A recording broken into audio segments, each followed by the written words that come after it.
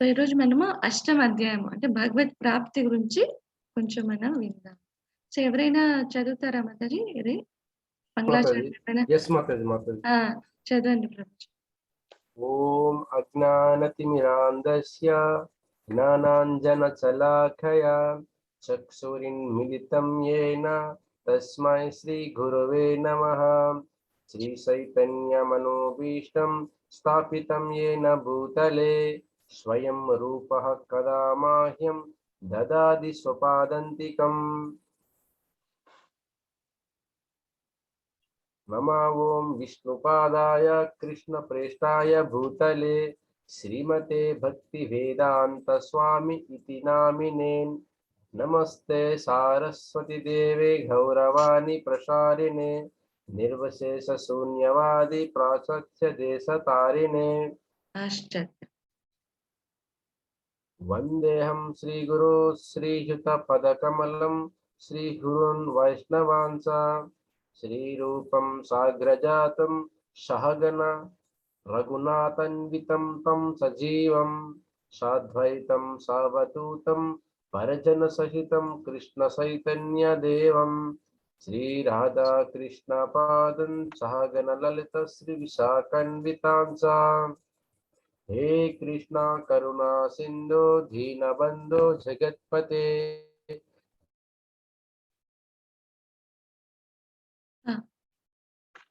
गोपेश गोपिका कांत. हरे कृष्ण. गोपिका वृषभानुसुते देवी प्रणमामि.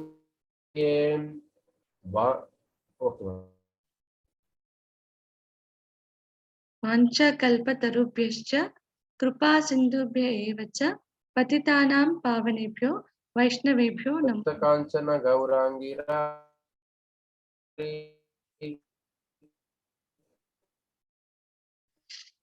Voice break ఉన్నట్లుంది Prabhuji. నేను చెప్తాను. Voice break. నెట్ ప్రాబ్లం ఉన్నట్టుంది అదే తప్త కాంచన గౌరాంగి రాధే బృందావనేశ్వరి వృషభానుసుదే దేవి ప్రణమామి హరిప్రిये. వాంఛాకల్పతరుభ్యశ్చ కృపా సింధుభ్య ఏవ చ పతితానాం పావనేభ్యో వైష్ణవేభ్యో నమో నమః. జై శ్రీకృష్ణ చైతన్య ప్రభు నిత్యానంద శ్రీ అద్వైత గదాధార శ్రీవాసాది గౌరభక్తవృంద. హరే కృష్ణ కృష్ణ కృష్ణ హరే హరే హరే రామ రామ రామ హరే హరే. హరే కృష్ణ. ఈరోజు మనము భగవత్ ప్రాప్తి అర్జున దాంట్లో చూస్తాం. మొదటి శ్లోక. అర్జున ఉవాచ కిం తద్బ్రహ్మ కిమధ్యాతం కిం కర్మ పురుషోత్తమ అధిభూతం చ కిం ప్రోక్తం అది దైవం కిముచ్యతే. అర్జునుడు ఇలా అడుగుతున్నారు మళ్ళీ అని కృష్ణ పరమాత్మని. ఓ ప్రభు, ఓ పురుషోత్తమ, బ్రహ్మం అంటే ఏమిటి, ఆత్మ అంటే ఏమిటి, కామ్యకర్మలు అంటే ఏమిటి, అధిభూతం ఏమిటి, అతి దైవం ఏంటి, ఇంకా దయచేసి నాకు ఇవన్నీ వివరించండి అని అడుగుతున్నారు. సో మెనీ క్వశ్చన్స్ అడుగుతున్నారు మళ్ళీ. బ్రహ్మము, ఆత్మ, కామ్యకర్మలు అంటే ఏంటి, అధిభూతం, అతి దైవం కొంత చూసాం ముందు అధ్యాయాల్లో, ఇంకా డీటెయిల్ గా ఇక్కడ అడుగుతున్నారు. సో అధి యజ్ఞ కథం కోత్ర దేహే అస్మిన్ మధుసూదన ప్రయాణ కాలే జగతం నయో నియతాత్మభిః. ఓ మధుసూదన, యజ్ఞ ప్రభు అంటే ఎవరు? ఇంకా అడుగుతున్నారు, యజ్ఞ ప్రభు అంటే ఎవరు, ఏ విధంగా అతడి శరీరంలో ఎలా ఉంటాడు, అంటే ఏ విధంగా ఈ శరీరంలో వాళ్ళు వసిస్తారు, భక్తి సేవలో నిమగ్నమైన వాళ్ళు మరణ సమయంలో నిన్ను ఎలా తెలుసుకోగలరు. సో భక్తి సేవలో ఉన్న వాళ్ళు మరణ సమయంలో నిన్ను ఎలా తెలుసుకుంటారు అంటే, భక్తి యోగంలో ఉన్న వాళ్ళు నిన్ను ఎలా ఐడెంటిఫై చేస్తారు, చనిపోయే వాళ్ళు మరణ సమయంలో ఎలా నిన్ను గుర్తు పెట్టుకుంటారు అని అర్జున అడుగుతున్నారు. చాలా అడిగారు. అధిదైవం, అధిభూతం, బ్రహ్మం అంటే ఏంటి, మరి యజ్ఞ ప్రభువు ఎవరు, సో ఇలా భక్తి యోగంలో ఎట్లా నిన్ను అందరూ గుర్తు పెట్టుకుంటారని చాలా క్వశ్చన్స్ అడుగుతున్నారు. ఇక్కడ భగవంతుడి సమాధానంలో చెప్తున్నారు. శ్రీ భగవాన్ ఉవాచ అక్షరం బ్రహ్మ పరమం స్వభావో అధ్యాత్మముచ్యతే భూతభావోద్భవకరో విసర్గ కర్మ సంహితః. శ్రీ భగవానుడు పలికెను, నాశరహితుడు సర్వోత్తముడైన జీవుడు బ్రహ్మం అనబడతాడు. అంటే నాశం లేనివాడు సర్వోత్తమైన జీవుడు అంటే సోల్స్ అన్నమాట. సో మనం కూడా భగవంతుడిలో ఒక పార్ట్ కదా! సో దాన్ని మన జీవుని కూడా బ్రహ్మం అని చెప్తారు. జనరల్‌గా బ్రహ్మజ్యోతి అంటే భగవంతుని ఎఫల్జెన్స్, కాంతి అని చెప్తారు. బట్ ఇక్కడ మనకు భగవద్గీతలో అప్పుడప్పుడు మన జీవుని కూడా బ్రహ్మం అని చెప్తారన్నమాట. అయితే భగవంతుడు చెప్తున్నారు. ఆత్మ యొక్క నిత్య స్వభావమును, ఆత్మ యొక్క నిత్య స్వభావమును ఆధ్యాత్మం అని చెబుతారు. అంటే మన యొక్క ఒరిజినల్ మన స్టేట్ ఏంటి? ఆధ్యాత్మిక అంటే స్పిరిచువాలిటీ అన్నమాట. కానీ ఇక్కడ మనం అందుకే మనం స్పిరిట్ సోల్స్ అని చెప్తాం. కానీ ఏంటి మనం ఇక్కడ ఈ మెటీరియల్ వరల్డ్‌లో ఇలా బాడీ తీసుకొని వచ్చిన కారణంగా we are under the control of maya కదా! మాయ క్యాప్చర్ చేసేస్తుంది. సో, అందుకే ఏమనుకుంటున్నాం మనము ఈ బాడీనే నేను అసలు సోల్ గురించే మనకు నాలెడ్జ్ లేదు. ఈ బాడీనే నేను అనుకుంటున్నాం. సో, దీనివల్ల ఏంటంటే మన స్పిరిచువాలిటీ మన ఒరిజినల్ ఏదైతే మన బిహేవియర్ ఉందో అది మనము మర్చిపోయామన్నమాట. సో, అందుకే చెప్తున్నారు ఈ స్పిరిచువల్ యొక్క నిత్య స్వభావం అంటే స్పిరిచువాలిటీ అని చెప్తున్నారు. సమస్త జీవుల ఉత్పత్తికి, ఉనికికి కారణమైన కార్యమే కర్మ అంటారు. అంటే ఈ ఉత్పత్తి, ఉనికికి కారణమైన యాక్టివిటీస్ మనం చేసే కర్మలే దీళ్ళకి కారణం అన్నమాట. ఎందుకంటే కర్మ చేస్తే మనం కర్మ బంధనాలు చిక్కుకుంటాము. సో, దానివల్ల మళ్ళీ మళ్ళీ ఈ జన్మ, మృత్యు, జరా, వ్యాధి చక్రాలు అంటే మళ్ళీ బర్త్ అనేది మనం ఈ కర్మల ఆధారంగా అండ్ చనిపోయే టైంలో మనం ఏదైతే తలుస్తుంటామో దాని డిపెండ్‌గా మనకు డిసైడ్ అవుతుందని. అధిభూతం క్షరోభావః పురుషశ్చాదిదైవతం అధియజ్ఞో అహమేవాత్ర దేహే దేహభృతాం వర. దేహధారణలో శ్రేష్ఠుడా అనగా అర్జున, శరీరం లాంటి నిరంతరము మార్పు చెందే భౌతిక ప్రకృతిని అధిభూతం అంటారు. అంటే శరీరం లాగా నిరంతరం మన బాడీ చేంజెస్‌కి గురవుతుంది కదా! సో, వన్స్ మన ఈ ప్రకృతి లోబడినామంటే మన బాడీ ఎన్నో చేంజెస్‌కి గురవుతుంది. లైక్ మనం జన్మ తీసుకున్నప్పుడు చిన్నగా ఉంటాం. అసహాయ స్టేట్‌లో ఉంటాం. తర్వాత కొంచెం పెద్దగా అవుతాం. నడకొస్తుంది. సో, మనంతకు మనమే నడుస్తాం. సో, ఇంకా కొంతగా పెద్దగా అవుతాం. అంటే ఒకే స్టేట్‌లో మనం కాన్స్టెంట్‌గా ఉండము కదా! సో, అందుకే అంటాం కాలం గడిస్తే ఒక రోజు గడిచిందంటే మళ్ళీ దాన్ని వెనక్కి తీసుకురాలేం మన లైఫ్‌లో మనం. ఎందుకంటే మనం అలా ముందుకు వెళ్తూ ఉంటాం మన లైఫ్‌లో. మనం కూడా మార్పుకు లోనవుతూ ఉంటాం అన్నమాట. చిన్న ఏజ్ నుంచి కొంచెం పెద్దగా యంగ్ ఏజ్‌కి మళ్ళీ middle age, old and next death. So, ఇలా మార్పు చెందుతూ ఉంటాం. సో, అలాగనే ఈ ప్రకృతే మార్పులకు లోనవుతుంటది. పగలు, రాత్రి కదా! ప్రకృతి ఈ ఈ భౌతిక సృష్టి కూడా లయమైపోతూ ఉంటుంది కదా! మళ్ళీ సృష్టి జరుగుతుంది. ఈ ప్రకృతి యొక్క సృష్టి జరుగుతుంది. మన ప్రకృతి కూడా లయమైపోతుంది. భౌతిక ప్రకృతి, మెటీరియల్ వరల్డ్ కదా! అందుకే చెప్తాం బ్రహ్మ నైట్‌లో ఇదంతా లయమైపోతుంది. సో, మళ్ళీ నెక్స్ట్ డే బ్రహ్మ వేకప్ టైమ్‌కి మళ్ళీ మొత్తం సృష్టి మళ్ళా తిరిగి స్టార్ట్ అవుతుందండి. సో, అందుకే ఇది కూడా మార్పుకు లోనవుతుంది. ఎలా అయితే మన శరీరం మార్పుకు లోనవుతుందో ఈ భౌతిక ప్రకృతి కూడా మార్పుకు లోనవుతుంది. ఆ మార్పుకు లోనయ్యే భౌతిక ప్రకృతినే అధిభూతమని అంటారని భగవంతుడు చెప్తున్నారు. సూర్య చంద్రుల వంటి సకల దేవతలు కలిగి ఉన్న భగవంతుని యొక్క విరాట్ రూపముని అధిదైవం అంటారు. సో, మొత్తంగా అందరూ భగవంతుడిలో వసిస్తారు కదా! సో, అలా అందరూ భగవంతుడిలో ఉన్న విశ్వరూపం, ఆ భగవంతుని విరాట్ రూపం ఏదైతే ఉందో అది అధిదైవం అంటారు అని చెప్తున్నారు. ప్రతి దేహంలో అంతర్యామి అంటే పరమాత్మ రూపంలో ఉండే అది యజ్ఞాన్ని యజ్ఞ ప్రభువు అంటారు. అంటే ప్రతి దేహంలోనూ నివసించే పరమాత్మని మనం యజ్ఞ ప్రభువు అని చెప్తున్నాం. అంటే పరమాత్మగా క్షీరోదక సాక్షులు ప్రతి ఒక్కరి జీవరాశుల హృదయాల్లో పరమాత్మగా వసిస్తున్నారన్నమాట. సో, వాళ్ళని మనం యజ్ఞ ప్రభువు, యజ్ఞభుక్త అని కూడా చెప్తాం. సో, ఈ అధిభూతం, అధిదైవం అండ్ యజ్ఞ ప్రభువు. ఇంకా ఇక్కడ కొంత ఒక స్లైడ్‌లో పెట్టారు చూస్తే బ్రహ్మం అంటే నాశరహితము నాశరహితం నాశరహితము దివ్యమోగు జీవుడు. ఓకే. నాశనము లేనివాడు. దివ్యమైనగు జీవుడిని బ్రహ్మం అంటారని చెప్తారు. ఆధ్యాత్మము అంటే జీవుని నిత్య స్వభావం. నిత్యంగా మనకుండే ఒక బిహేవియర్ అన్నమాట. అది ఆధ్యాత్మికమైనది. కర్మ. కర్మ అంటే దేహోద్భవనకు సంబంధించిన కార్యం. సో, మనం దేహం తిరగా తీసుకున్నామంటే మన కర్మల బట్టి డిసైడ్ అవుతూ ఉంటుంది. అండ్ డెత్ టైమ్‌లో మనం ఏం తలుస్తామో దాన్ని బట్టి డిసైడ్ అవుతూ ఉంటుంది. అధిభూతము అంటే ఈ భౌతిక ప్రకృతి. ఈ మార్పులకు లోనయ్యే ఈ భౌతిక ప్రకృతి అధిభూతం. అండ్ అధిదైవం అంటే సర్వదేవతలో కూడి ఉండేది ఆ విశ్వరూపం. ఆ భగవంతుని విరాట్ రూపాన్ని అధిదైవం అని చెప్తారు. యజ్ఞ అంటే పరమాత్మ. యజ్ఞ ప్రభు మనలో వసించే పరమాత్మ. మనలో కదా అన్ని జీవరాశుల్లో వసించే పరమాత్మ యజ్ఞ ప్రభు. యజ్ఞ ఎక్కడ వసిస్తారు? మన యొక్క హృదయాల్లో వాళ్ళు వసిస్తారన్నమాట. సో, మరణ సమయంలో కృష్ణుని ఎలా స్మరించాలి? స్మరణాన్ని జీవితకాలం అభ్యాసం చేయడం ద్వారా. సో, మనం ప్రాక్టీస్ చేయాలి. All practical devotees. నిత్యముక్తులు ఎవరు కాము కదా! మనము ప్రాక్టికల్ డివోటీస్ అందరం. సో, ప్రాక్టీస్ చేస్తూ పోతే సాధన చెప్తాం కదా! ఏం చెప్తా ఒక the man make practice makes a man perfect. Man or woman ఏదైతే practice makes a man or woman perfect అని చెప్తా. అంటే ప్రాక్టీస్ చేస్తూ మనం అలా ఒక నియమమైన పద్ధతిలో చేస్తూ వెళ్తే ఒకానొక టైంలో మనం పర్ఫెక్షన్ సాధిస్తామనమాట. సో, అదే ఇక్కడ చెప్తున్నారు. సో, ఈ స్మరణని భగవంతుని గురించి మన స్మరణని హరే కృష్ణ మహామంత్రం జపిస్తాం కదా! సో, ఇది జీవితకాలం మనం అభ్యాసం చేయాలి. ఇలా చేయడం ద్వారా మనం మరణ సమయంలో కృష్ణుని స్మరించగలిగే ఒక ఇదిని మనం పొందగలుగుతాం. ఓకే.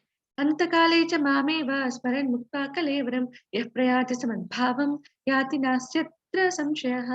జీవిత చివరి సమయంలో కేవలము నన్నే స్మరణ చేస్తూ శరీరాన్ని విడిచిపెట్టిన వాడు నా భావాన్ని పొందుతాడు. ఇందులో సందేహం ఏది లేదు. అంటే నా ధామానికి చేరుతారు. ఎవరు జీవిత చివరి సమయంలో కేవలం భగవంతుడే స్మరిస్తూ చెప్తారు. మనం డెత్ టైమ్‌లో పెయిన్ ఉంటుంది. చాలా పెయిన్ ఉంటుందంట. సో, ఆ పెయిన్‌కి మనకు భగవంతుడు గుర్తు రావడం అనేది చాలా దుర్లభమైన ఒక విషయం. సో, కానీ ఎవరైతే ఈ నిత్యంగా ఒక ప్రాక్టీస్ చేస్తూ భగవంతుని స్మరణలో, భగవంతుని సేవలో, భక్తి సేవలో భగవంతునికి ఎలా భక్తి చేయాలి మనము, ఎలా సేవ చేయాలి? ప్రేమయుక్త భక్తి చేయాలి భగవంతునికి. సో, ప్రేమతో కూడిన సేవ పునరించాలి. సో, ఇలా చేస్తూ మనము ఈ ఈ ఈ జపం చేస్తూ ఒక భగవంతుడి నామాలను ప్రాక్టీస్ చేసినట్లయితే చివరి సమయంలో ఆ స్మరణ చేసే ఒక కెపాసిటీ మనకు వస్తుంది. సో, అలా చేస్తే మనం భగవద్ధామానికి చేరుకుంటాం. అంటే జన్మ, మృత్యు, జరా, వ్యాధి దీని నుంచి మనం విడిపోతాం. అంటే సెపరేట్ అయిపోతాం. సో, మనం శాశ్వతంగా భగవద్ధామంలో వసిస్తాం. సో, భగవంతుడే చెప్తున్నారు దీంట్లో ఏ సందేహం లేదు. చివరి సమయంలో నన్ను తలచిన వారికి ఈ ఈ నా భగవద్ధామం చేరుతామనడంలో ఎలాంటి సందేహం లేదని భగవంతుడు ఇలా చెప్తున్నారు. చెప్తారు. ఇప్పుడు మనం రియల్ లైఫ్‌లో చూస్తే మనకేదైనా ఒక చిన్న పెయిన్ వచ్చిందనుకున్నాం. హెడేక్ అయినా అవ్వనివ్వండి. ఒక చిన్న హెడేక్ వస్తే కూడా మనం ఏ పని చేయలేము కదా! బాడీలో ఒక చిన్న పార్ట్ చెయ్యి అవ్వనివ్వండి, ఒక ఫింగర్‌కి కూడా ఏదైనా బాగా ఒక వూండ్ అయిపోయి ఒక దెబ్బ తగిలి పెయిన్ వస్తే ఏదైనా పని చేస్తామా? నొప్పి అంటాం కదా! ఆల్‌వేస్ మన కాన్షియస్ అంతా ఈ పెయిన్ మీదనే కాన్సంట్రేట్ అయ్యి ఉంటుంది. కదా! కానీ ఒక్కసారి పెయిన్ వదిలేయండి. పెయిన్ వదిలేసి చూడండి గాడ్ కాన్షియస్‌లో. ఆ పెయిన్ ఉన్నా కూడా మనకంతగా అనిపించదు. ఒక్కసారి అది ట్రై చేసి చూడండి. అంటే పెయిన్ ఉన్నప్పుడు మన కాన్షియస్ ఫుల్‌గా పెయిన్ మీదే ఉంటుంది. సో, ఇంకా చెప్తా ఇప్పుడు ఏదైనా చూస్తే ఇప్పుడు బయట క్లైమేట్ చాలా బావుందనుకుందాం. ఓకే. ఎన్విరాన్మెంట్ చాలా బావుంది. వర్షం పడుతుంది. సో, నేచర్ చాలా బాగా హాయిగా అనిపిస్తుంది మనకు. అప్పుడు మనం ప్రతి ఒక్కళ్ళు ఏం చేస్తామో tend to enjoy that environment కదా! ఎంజాయ్ చేయాలనుకుంటాం. సో, డిఫరెంట్‌గా ఫుడ్ ఐటెమ్స్ ప్రిపేర్ చేసుకొని హాట్‌గా తీసుకోవాలనుకుంటాం కదా! సో, అది ఆ టైంలో అది బాగున్న వాళ్ళైతే, హెల్త్ బాగున్న వాళ్ళైతే. అదే సిట్యుయేషన్‌లో వాళ్ళ పక్కగా ఇంకొక వ్యక్తి హెల్త్ బాలేకపోయిన వ్యక్తి ఉన్నాడనుకోండి. అప్పుడు వాళ్ళు అది ఎంజాయ్ చేయగలుగుతారా? ఆహా! సో, వాళ్ళకనిపిస్తుంది. బట్ పక్క వాళ్ళకేమో అది ఎంజాయ్ చేస్తుంటారు. They will feel so happy. But health బాగా లేకపోయిన అతను అదే వాళ్ళ మధ్యలో వాళ్ళ గ్రూప్‌లోనే ఉంటారక్కడ. బట్ స్టిల్ వాళ్ళు ఇదంతా ఎంజాయ్ చేయలేకపోతారు. రైట్? ఎందుకంటే వాళ్ళ కాన్షియస్ అంతా పెయిన్ మీద ఉంటుంది. వాళ్ళకి ఇంక ఇదేమి పట్టదనమాట. ఎన్వైర్న్‌మెంట్ బాగుందా? లేదా? ఫుడ్ టేస్టీగా ఉందా? లేదా? ఇదంతా ఉండదు. ఓన్లీ వాళ్ళ కాన్షియస్‌నెస్ పెయిన్. ఆ పెయిన్ తగ్గితే గాని మళ్ళీ వాళ్ళు మన దీంట్లోకి రారనమాట. నార్మల్ లైఫ్‌కి కదా! అనుకుంటాం. అదే అంటే మీకు హెడేక్ వస్తే చిన్న టాబ్లెట్ యేసుకుంటాం. అది ఉంటే ఎంత బాధేస్తుందో మనకసలు. కానీ ఆ చిన్న టాబ్లెట్ యేసుకొని తగ్గిపోతే ఆ next minute will feel so relaxed కదా! ఏమీ లేనట్టుగా మనం ఫీల్ అవుతాం. సో, అదే ఇలా చిన్న పెయిన్‌కి ఇంత కాన్షియస్ మనం తీసుకుంటే మనం చనిపోయే టైంలో మనకెంతో పెయిన్ ఉంటుందని చెప్తారు. సో, ఆ పెయిన్‌లో మనం భగవంతుని తెలవాలంటే మనం ఎంత సాధన చేయాలి మన జీవితంలో కదా! సో, మనము సాధన అనేది మరవకూడదనమాట. సో, అదే చెప్తున్నారు. ఇలా సాధన చేస్తే మనకు ఆ శక్తి వస్తుంది. చివరి టైంలో భగవంతుని తలుచుకునేలాగా. అలా ఎవరైతే తలుస్తారో వాళ్ళు భగవద్ధామం చేస్తారు. దీంట్లో ఎలాంటి సందేహం లేదని భగవంతుడు ఇక్కడ చెప్తూ ఉన్నారు. యం వాపి స్మరన్ భావం జగంత్యంతే కళేవరం తం తమేవైతి కౌంతేయ సదా తద్భావ భావితః. ఓ కౌంతేయ మనిషి మరణ సమయంలో ఏ భావాలతో శరీరాన్ని వదులుతాడో ఆ భావాలకు తగిన స్థితిని పొందుతాడు. సో, మరణ సమయంలో ఏ భావం చూసాం కదా! మనము ఎలాంటి భావం మనం తలుస్తామో అలాంటి మనం బాడీని మనం స్వీకరిస్తామనమాట. ఆ భావాలకు తగిన స్థితిని పొందుతాం. ఇక్కడ చూస్తే మనకిక్కడ భరత మహారాజ్ స్టోరీ ఉంది. ఇంకా చెప్తాము మనము ఈ ఇదే కాదు. అంటే మన జీవితంలో ఈవెన్ చెప్తారు. ఈవెన్ పడుకునేటప్పుడు కూడా చాలా నీట్‌గా పడుకోవాలంట. అంటే ఎలా అంటే ఎలా పడుకోకూడదు. చాలా నీట్‌గా స్ట్రెయిట్‌గా పడుకోవాలి. ఒక్కొక్క జీవికి ఒక్కొక్కలాగా స్లీపింగ్ పొజిషన్ ఉంటుందన్నమాట. సో, మనం అలా ఏదైనా చేస్తూ ఉంటే ఆ పొజిషన్స్‌లో so, we tend to like అలాంటి జన్మ వచ్చేదానికి కూడా అది కారణం అవుతుందని కూడా చెప్తారు. సో, మన ఇక్కడ భరత మహారాజ్ స్టోరీ పెట్టారు చూస్తాం. సో, భరత మహారాజు ఈ భూమండలాన్ని చాలా బాగా పరిపాలిస్తారండి. సో, వాళ్ళు ఎన్నో సంవత్సరాలు జీవితం ఉంటుంది వాళ్ళకు. చెప్తారు 1,000 ఇయర్స్ చెప్తారు. వాళ్ళకంత లైఫ్ ఉంటుంది అప్పట్లో. సో, వాళ్ళేంటంటే చివరి సమయం వాళ్ళు భక్తి చేస్తూ ఉంటారు. మొదటగా యజ్ఞాలు ఎంతో ధర్మాచరణ చేస్తూ ఉంటారు. వాళ్ళ జీవితంలో ఒకానొక స్టేట్‌లో వాళ్ళేంటంటే ఇంక అయింది అని వాళ్ళ కుమారులకు అప్పగించేసి రాజ్యభారం అంతా వాళ్ళేం చేస్తారు అడవికి వెళ్తారనమాట. వెళ్లి పూర్తిగా భగవంతునిలో లీనమై యజ్ఞాలాచరిస్తూ భగవంతుని భక్తి చేయడానికి వాళ్ళు అడవులకు వెళ్తారు. సో, అలా వెళ్లి వాళ్ళు భక్తిలో చేస్తూ ఉంటారు. యజ్ఞాలాచరిస్తూ ఉంటారు. భగవంతుని ధ్యానంలో వాళ్ళు వాళ్ళ కాలాన్ని గడుపుతూ ఉంటారనమాట. సో, ఇలా అయ్యేటప్పుడు ఒకసారి ఏమవుతుందంటే, ఆ నదీ తీరంలో ఒక న ప్రెగ్నెంట్‌గా ఉన్న ఒక డీర్ అక్కడ యాక్చువల్లీ మంద నుంచి తప్పిపోయి ఉంటుంది.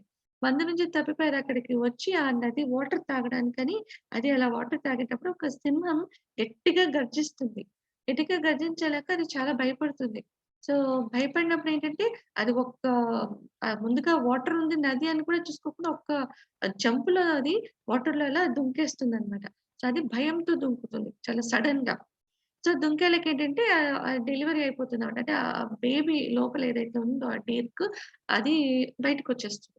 సో, తల్లి అయితే అలానే ఆ పెయిన్‌తో దాటేస్తది గానీ ఈ చిన్న బేబీగా ఉన్న చిన్న డీర్ దాటలేకపోతది కదా! అప్పుడే వచ్చింది. ఇంకా లేవడం కూడా రాదు దానికి. సో, అదలా నీళ్ళలో కొట్టుకుపోతుంటది. బట్ ఇదైతే ప్రసవించి అది ఒడ్డు అలా అవతల ఒడ్డుకెళ్తుందో అది పెయిన్‌తో అక్కడే మరణిస్తుందన్నమాట. సో, ఇప్పుడు ఈ భర్త మహారాజు ఇదంతా చూస్తూ ఉంటారు. సో, వాళ్ళకి చాలా జాలి కలుగుతుంది. ఆ వాటర్‌లో అది కొట్టుకుపోతుంది గదా! సో, దాన్ని చూసి వాళ్ళు దాన్ని తీసుకుంటారనమాట. సో, దాన్ని తీసుకొని వాళ్ళు ఎంతో జాలిపడి అయ్యో! ఇది తల్లి లేదు కదా! ఇది ఈ అడవిలో ఈ ఎంతో మృగ జీవాలు అంటే ఎంతో లైక్ సింహము, టైగర్ ఇలా ఉంటాయి కదా!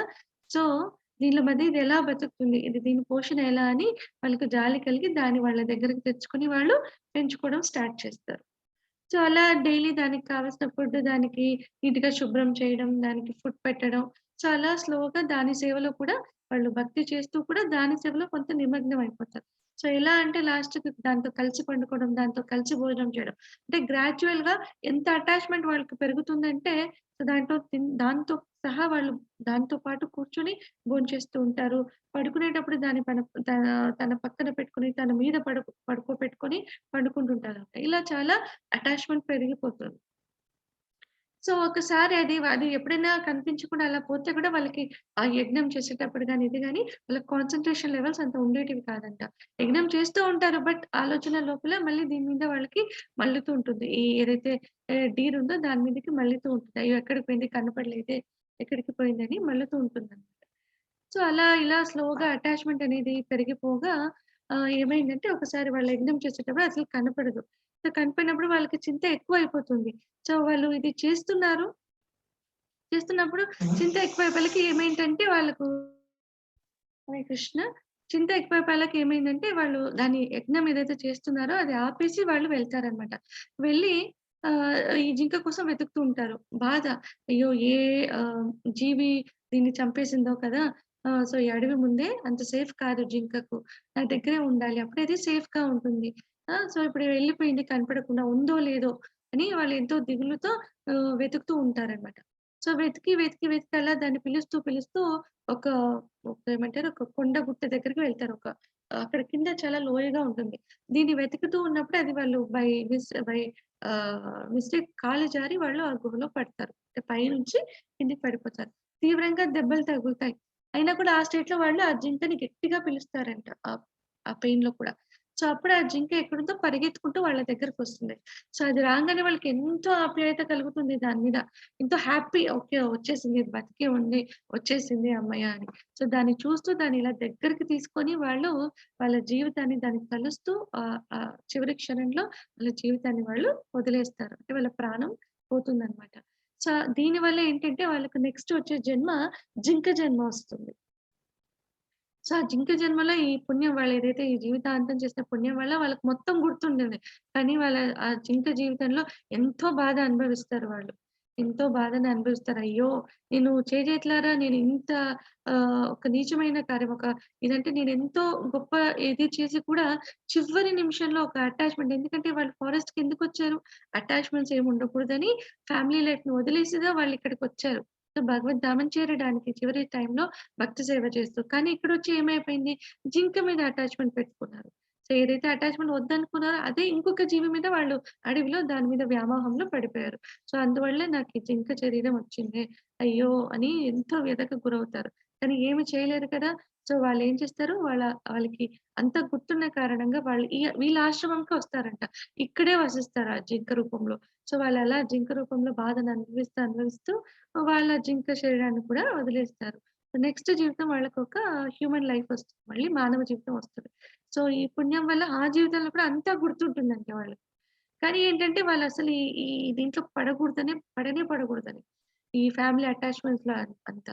సో, అందుకే వాళ్ళు పుట్టినప్పటి నుంచే వాళ్ళేంటంటే ఒక ఏమీ తెలియని వ్యక్తిగా అంటే ఎవరైనా పిలిచినా కూడా రెస్పాండ్ అవ్వరు. అంటే ఒక చెవిటివానిగా, ఒక మూగవానిగా ఎక్కువగా రెస్పాండ్ అవ్వరు, మాట్లాడరు. సో, ఒక బుద్ధి లేని వాడిగా, ఒక ఫూలిష్ పర్సన్‌గా వాళ్ళు బిహేవ్ చేయడం మొదలుపెడతారు. అంటే ఎటువంటి అటాచ్‌మెంట్ పెట్టుకోకూడదు. ఎందుకంటే ఇప్పుడు వాళ్ళకి రియాక్ట్ అవ్వారంటే మళ్ళీ ఫ్యామిలీ లైఫ్ బంధనాల్లో చిక్కుకుంటారు. సో, అలాంటివి నాకేమీ వద్దు.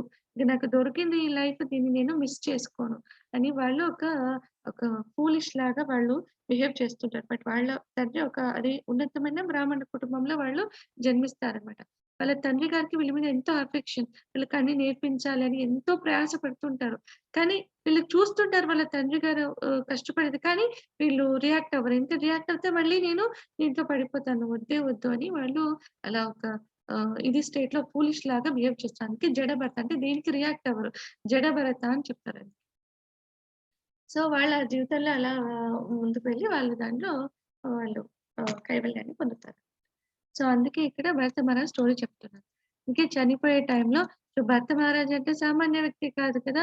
రాజ్యాన్ని ఎంతో వాళ్ళు ధర్మాచరణతో, యజ్ఞాచరణతో ఎంతో వాళ్ళు ప్రాపర్‌గా రూల్ చేస్తారు. సో, ఎన్నో ఇయర్స్ వాళ్ళు ఇలా చేశాక వాళ్ళు సన్యాసాశ్రమంలో వెళ్లి ఫారెస్ట్‌లో వాళ్ళు యజ్ఞాలు చేస్తూ ఇది చేయడానికి మొదలుపెడతారు. ఆ స్టేజ్‌లో కూడా చూడండి జీవితాంతం ఎంతో చేసుంటారు. బట్ ఆ చివరి టైంలో వాళ్ళు ఈ ఒక డీర్ వ్యామోహంలో పడిన దాని వల్ల మళ్ళీ వాళ్ళకు డీర్ లైఫ్. ఇక తర్వాత మళ్ళీ వాళ్ళకెంతో సుకృతి ఉంది కాబట్టి మళ్ళీ వాళ్ళకి హ్యూమన్ లైఫ్ వచ్చింది. ఏ లైఫ్‌లోనూ కూడా అన్నీ గుర్తుంది వాళ్ళకు. సో దానివల్ల ఏంటంటే వాళ్ళు ఈ మూడోసారి వాళ్ళు జన్మ తీసుకున్నప్పుడు వాళ్ళు ఆ లైఫ్‌లో చాలా జాగ్రత్తగా వ్యవహరిస్తారు. ఈ మాయా క్యాప్చర్‌లో ఉండడం. హరే కృష్ణ. తస్మాత్ సర్వేషు కాలేషు మామనుస్మరయుధ్య చ మయర్పితమనోబుద్ధిః మామే వశ్యస్య సంశయం. ఓ అర్జున! అందువల్ల నిరంతరం నన్నే స్మరిస్తూ నీ కర్తవ్యమైన యుద్ధం చెయ్యి. మనస్సును, బుద్ధిని నాయందు నిలిపితే నీవు నిస్సంశయంగా నన్నే పొందుతావు. సో, అందుకే భగవంతుడు చెప్తా నిరంతరం నన్ను స్మరిస్తూ నీ కర్తవ్యాన్ని చెయ్యి. అంటే ఇప్పుడు ప్రెజెంట్‌గా ఉండే అర్జున కర్తవ్యం యుద్ధం. సో, అది చెయ్యి అంటున్నారు. మనస్సును, బుద్ధిని నాయందు నిలిపితే నువ్వు నిస్సంశయంగా నన్నే పొందుతావు. సో, మనం చెప్పాం మనస్సు, బుద్ధి, అహంకారం 3 సోల్‌కి అటాచ్ అయ్యి ఉంటాయి కదా! సో, అహంకారం ఎలా ఉండాలి? మనం భగవంతుని నిత్య సేవకులం. ఇలాంటి ఒక అహంకారం ఉండాలి మనకు. అండ్ మనస్సు, బుద్ధిలో భగవంతుని నిలపాలి మనం. నిలిపినప్పుడు ఏంటంటే సోల్ మనకు భగవద్ధామం చేరడానికి అది ఒక అవకాశం లబ్ధి అవుతుంది. సో, ఇక్కడ అందుకే చెప్తున్నారు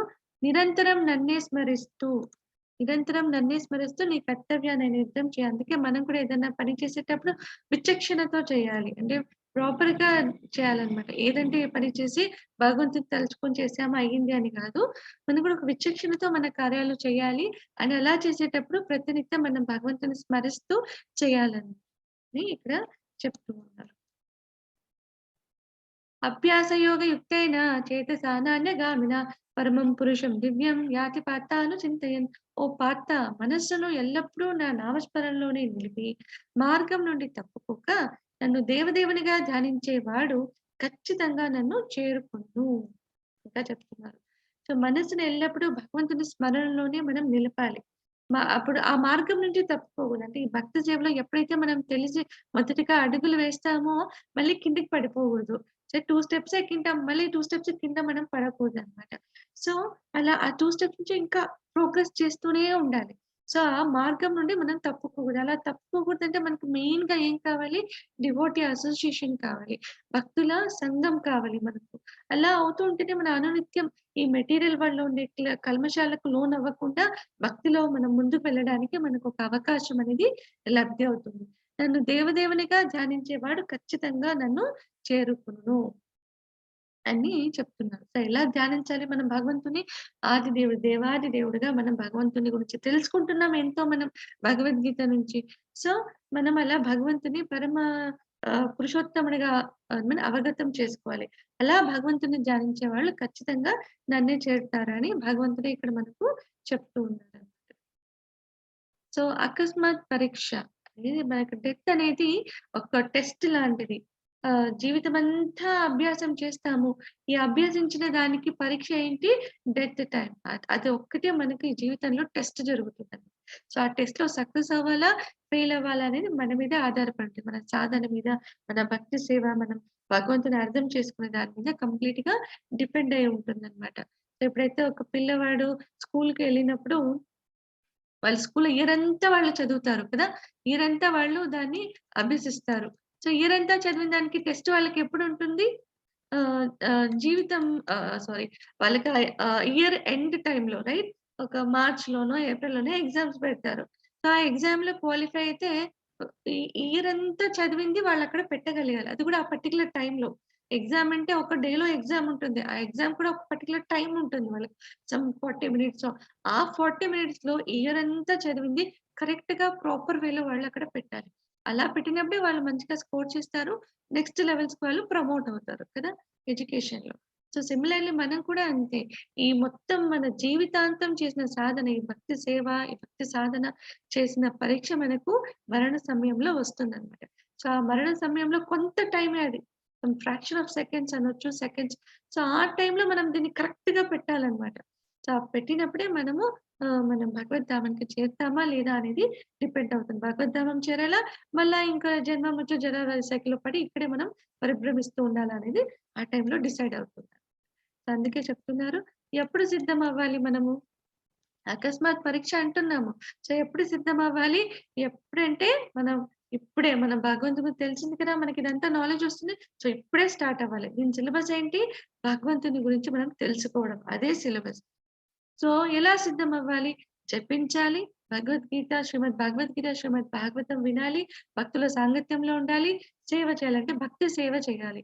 hearing, chanting and remembering the lord. ఇలా మనం సాధన చేయాలి. సిద్ధమవ్వాలి. అండ్ ఏ సమయంలో ఇది మనకు టెస్ట్ జరుగుతుంది? Any time. ఈ టైమ్, ఆ టైమ్ అంటూ లేదు. ఏ టైమ్‌లోనా మనకి టెస్ట్ జరగొచ్చు. కదా! సో, దీని ఫలితం ఏంటి? సో, మనం భగవంతుని తలిచినందు ద్వారా మనకి వచ్చే ఫలితం ఏంటి? ఈ జన్మ, మృత్యు, జరా, వ్యాధి సైకిల్ అనేది ఒక జైలు లాంటిదనమాట.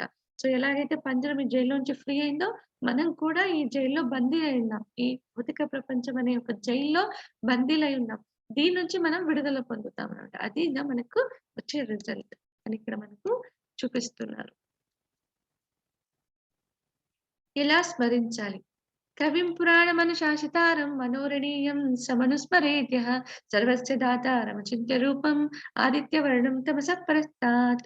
సర్వము తెలిసిన వాడగును, అతి ప్రాచీనుడగును, నియంత్రించు వాడగును, సూక్ష్మము కంటే సూక్ష్మమైన వాడగును, అన్నింటిని పోషించు వాడగును, అన్ని భౌతిక భావనలకు అతీతుడుగును, ఊహాతీతుడుగును, మరియు ఎల్లప్పుడూ రూప సహితముగా మనిషి పరమ పురుషుని ధ్యానించాలి. ఎలా?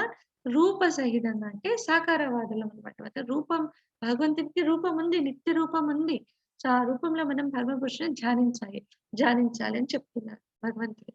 అతను సూర్యుడిలా ప్రకాశించేవాడు మరియు ఈ భౌతిక స్వభావానికి అతీంద్రియంగా దివ్యమైనవాడు అని భగవంతుడే చెప్తున్నారు మనకి ఇలా అతి ప్రాచీనుడు. నియంత్రించువాడు సర్వం అతని కంట్రోల్‌లోనే ఉంటుంది. సూక్ష్మం కంటే సూక్ష్మమైన వాడు ఆ భగవంతుడు. అన్నిటిని పోషించేవాడు ఆ స్వామినే.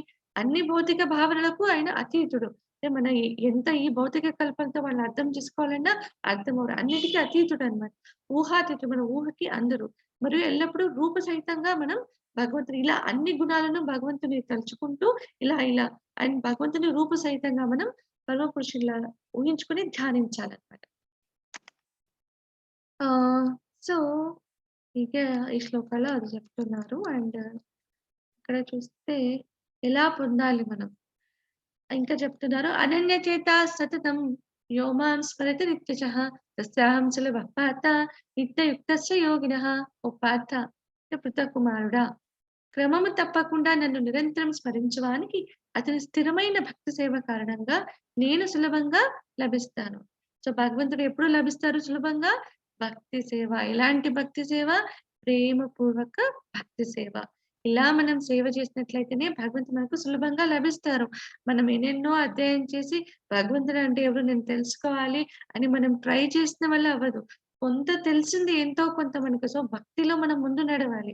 ఇలా భక్తి సేవ చేస్తుంటే భగవంతుడే మనకు తనని అర్థం చేసుకునే ఒక జ్ఞానాన్ని, అవకాశాన్ని మనకి లోపలున్న పరమాత్మ మనకి ఆ అవకాశాలన్నీ కలిగిస్తారనమాట.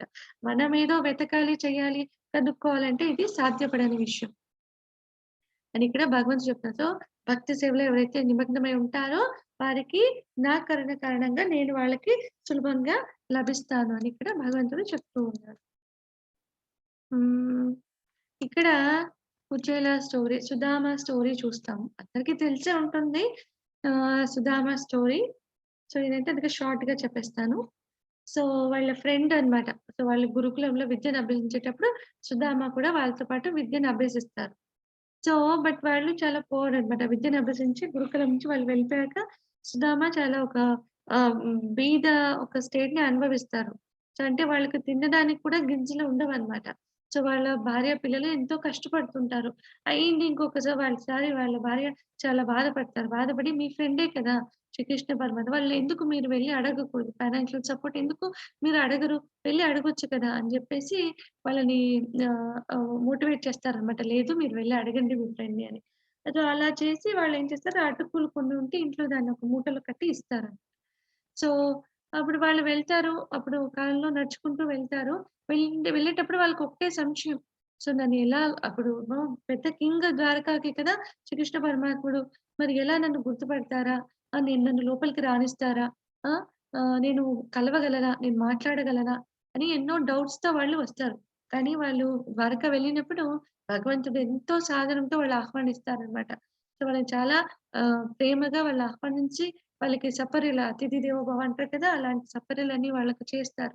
చేసిన తర్వాత వాళ్ళు ఫ్రెండ్స్ కదా! మనం ఎవరైనా చిన్ననాటి ఫ్రెండ్స్ వస్తే మనం ఎలా సెలబ్రేట్ చేస్తాం, అందరిని ఫ్యామిలీ వాళ్ళని పక్కన పెట్టేస్తాం. ఇప్పుడు కూడా చేస్తాం మనం.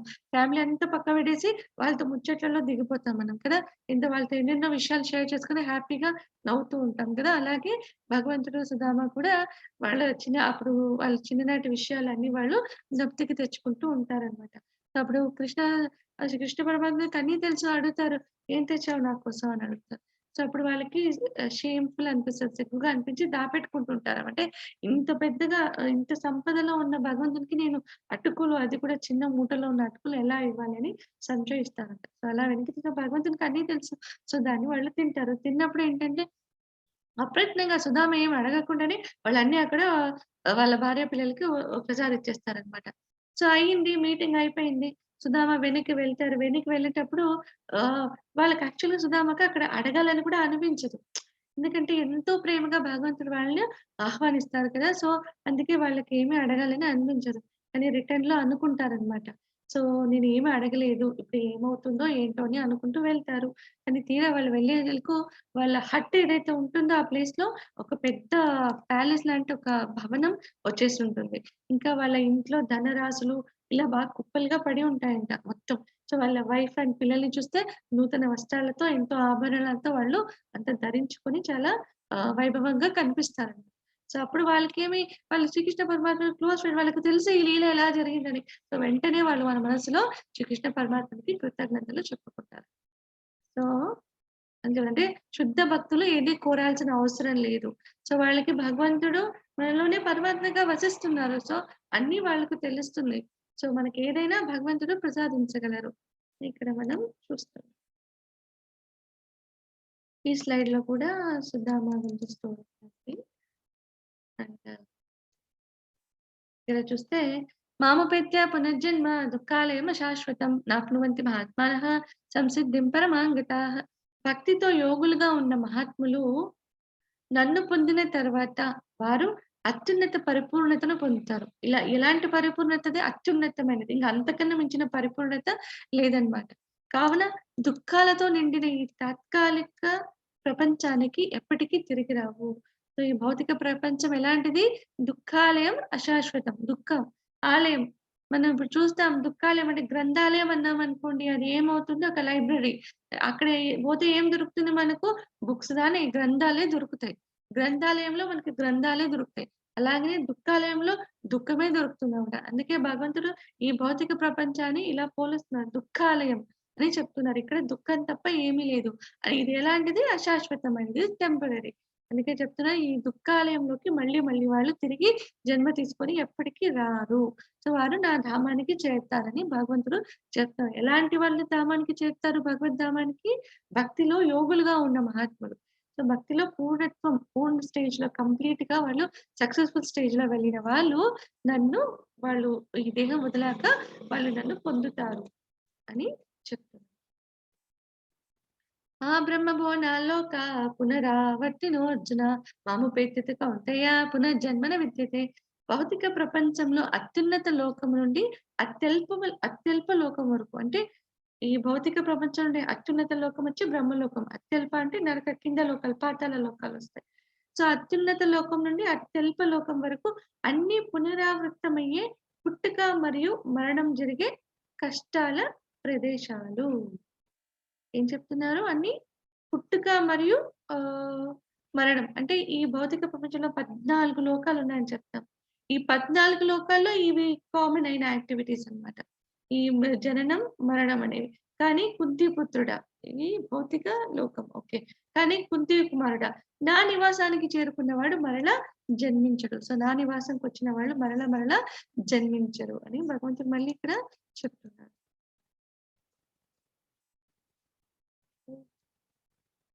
భూతగ్రామాస్ సైవాయం భూత్వా ప్రలీయతే ప్రాత్యాగమే అవశపాత ప్రభవత్యః రాగమే. ఓ పార్త, ఈ జీవులన్నీ పుట్టి బ్రహ్మకు రాత్రి రావడంతోనే ప్రకృతిలో లీనమవుతాయి. పగలు కాగానే మళ్ళీ జన్మిస్తూ ఉంటాయని చెప్తారు. ఓ పార్త, ఈ జీవులన్నీ ఎలా? బ్రహ్మకు రాత్రి అవ్వడంలోనే మొత్తం ప్రళయం వస్తుంది.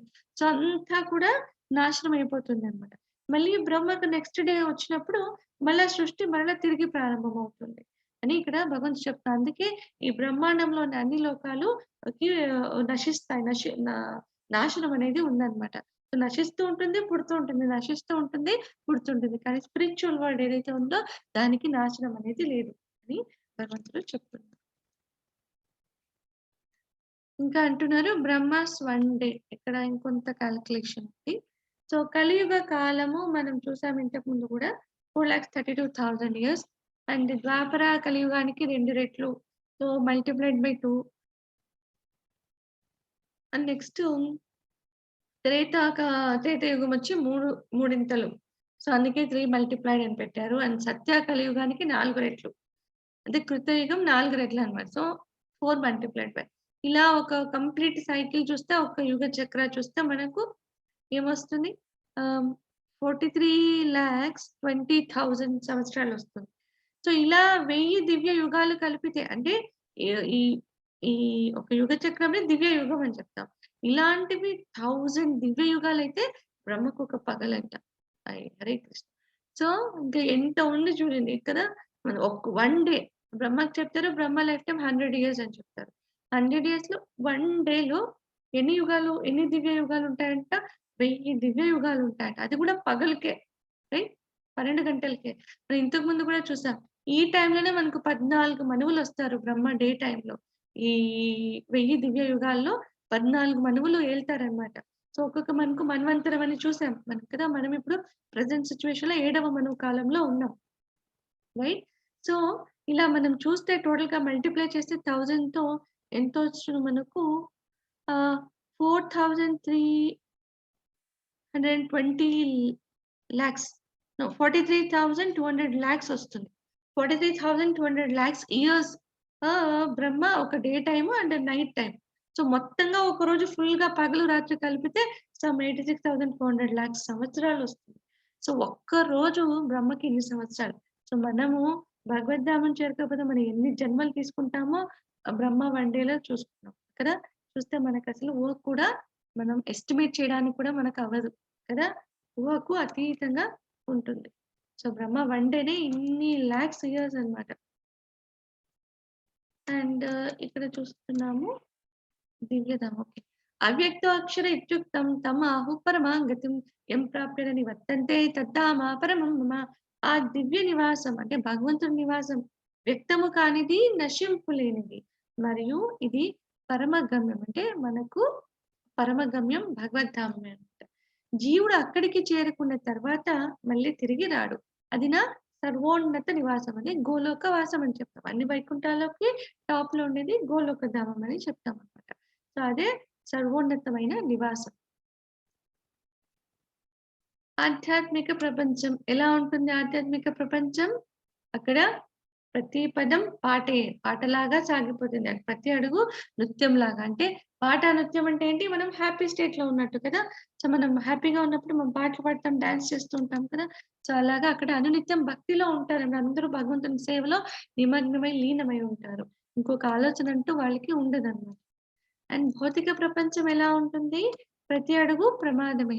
ప్రతి పనిలోనూ బాధలే మనకిక్కడ ఎదురవుతూ ఉంటాయి.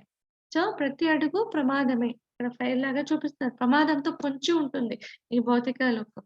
సో, ఇక్కడ మనకి ఏది చేసినా బాధనే చివరగా మనకు బాధనే మిగులుతుందని చెప్తున్నారు. ఇంకా స్వభావం. ఆధ్యాత్మిక ప్రపంచ స్వభావం ఎలా అంటే శాశ్వతంగా ఉంటుంది. అక్కడ తప్పు ఉండదు. అండ్ అపరిమిత ఆనందం ఉంటుంది. అన్ని కోరికలు అక్కడ మనకు నెరవేరుతాయి. ఆకర్షణీయమైనది, ప్రత్యక్షంగా శ్రేష్టమైనది, అత్యున్నతమైన లోకం అండ్ తిరిగి రాని ప్రదేశం. ఇలా డిఫరెంట్‌గా మనకు ఆధ్యాత్మిక ప్రపంచం గురించి ఇక్కడ వివరిస్తూ ఉంది. ఇంకా అంటే వీళ్ళు ఒక పిక్చర్‌లో చూపిస్తున్నారు. వాళ్ళేం చేస్తున్నారు, ఒక భగవంతుని ఒక విగ్రహం రూపం తయారు చేస్తున్నారు. చేశాక దాన్ని నీట్‌గా పెయింట్ చేస్తారు. అంటే వాళ్ళు పూర్తిగా గాడ్ కాన్షియస్‌లో ఉన్నారు కదా! మనం ఇంతకుముందు చూసాం పెయింట్ చేసేవాళ్ళు అవ్వనివ్వండి, ఇలా బొమ్మలు తయారు చేసేవాళ్ళు అవ్వనివ్వండి, ఎంతసేపున వాళ్ళ కాన్షియస్‌నెస్ అంతా ఆ రూపం మీదే. నీట్‌గా వస్తుందా లేదా? భగవంతుడు ఎంత అందంగా కనిపిస్తారు కదా! నీట్‌గా ఒక తీర్చిదిద్దడానికి వాళ్ళు అదే కాన్షియస్‌లో రంగులు అద్దుతారు. అంతా వచ్చాక ఆ మూర్తిని చూసుకొని ఎంతో సంతోషం, సంతృప్తి చెందుతారనమాట. సో, ఇది కూడా గాడ్ కాన్షియస్‌లో ఉన్నట్లే అని చూపిస్తున్నారు. నైతే శృతి పార్థ జానం యోగి ముహ్యతి కశ్చన తస్మాత్ సర్వేషు కాలేషు యోగయుక్తో భవ అర్జున. ఓ అర్జున! ఈ 2 మార్గాలు తెలిసిన భక్తులు ఎప్పుడూ కలవరపడరు. అందువల్ల నీవు ఎల్లప్పుడూ భక్తి యందు స్థిరపడము. అంటే ధ్యాన యోగం చూసాం, మళ్ళీ భక్తి యోగము చూస్తున్నాం కదా! మొదటిగా మనం కర్మయోగం కూడా చూసాం. అది మనకు 2 ప్రపంచాల గురించి తెలిసిపోయింది. Spiritual world and material world. ఈ 2 చూసాం. సో, ఇందువల్ల ఏంటంటే ఇలా అన్నీ తెలుసుకున్నప్పుడు భగవంతుని భక్తుడు ఎప్పుడూ కలవరపడరనమాట. వాళ్ళకి తెలుస్తుంది పర్మనెంట్ డెస్టినేషన్ ఏంటి, ఎలా సాధించాలి ఆ డెస్టినేషన్ అని కూడా మనం తెలుసుకుంటున్నాం.